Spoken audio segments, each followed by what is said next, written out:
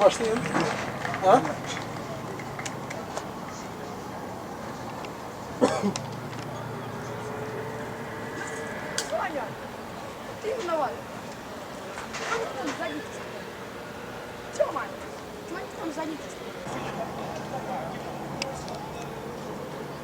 Hazır değil. Ettiğimiz gibi görüş.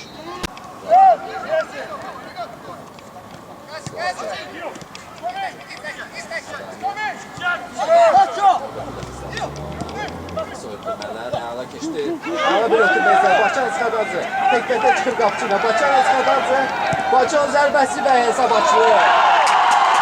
Görüşün 12-ci bölgəsində Bakıyan Skadacı hesab açılır. O ötürmədən sonra Bakıyan Skadacı qapçı ilə.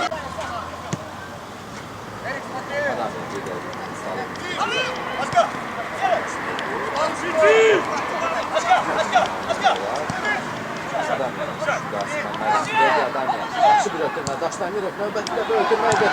Bakıyan Skadacı 2-0. Bakıyan Skadacı dubl oldu. Number 9, Maksim Volozhov. 62nd minute substitution for Novotrannis. Entering with number 21, Vitaly Kutuzov, taking the place of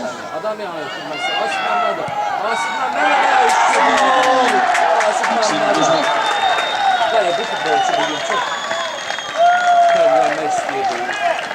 2 defa şans kazandı. Çok yakın üstünü gönderdi. Topu baktı.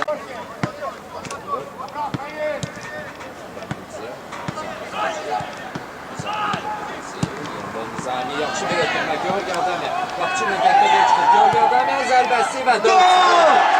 Növbəti bir gol. Georgi Adamyan. 4-cü topu. Biraz komandasının qapısından geçdi. Hala bir ötürmə izlədi Nizami Hacı. Hər şey üstəlik etdi. Georgi Adamyan. 4-0.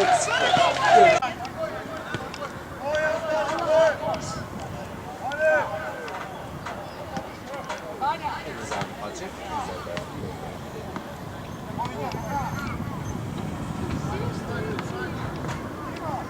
Nizami işarə edir. Zərbələri bastı zərbə. Hesab alınmıyor və döyüşü başardığı bildirir ki, onun məkəbini cəhətə zərbəsi olacaq.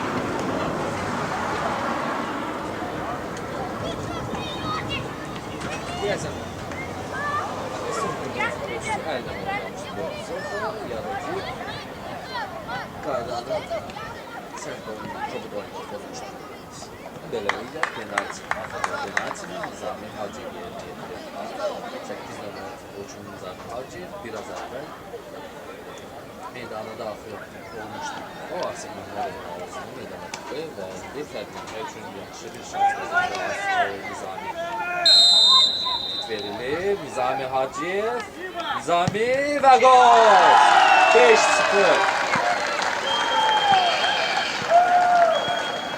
5-0 ve 5. golün tarifi Nizami Hacı.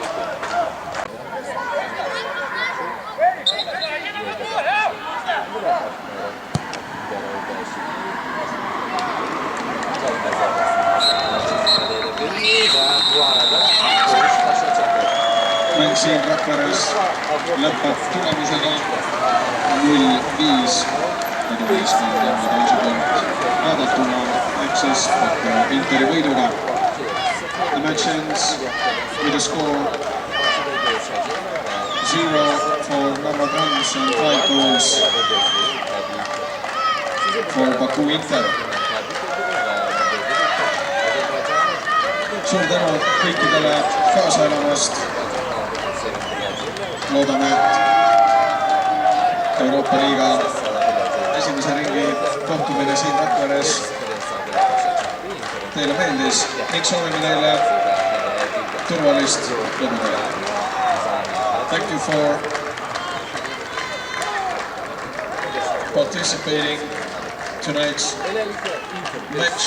5-0 We hope you enjoyed the game, və biz sizlə sağollaşdırırıq. and we also Komandamızın baş məşqçisi wish you all a safe trip home and hope to see you again. Thank you.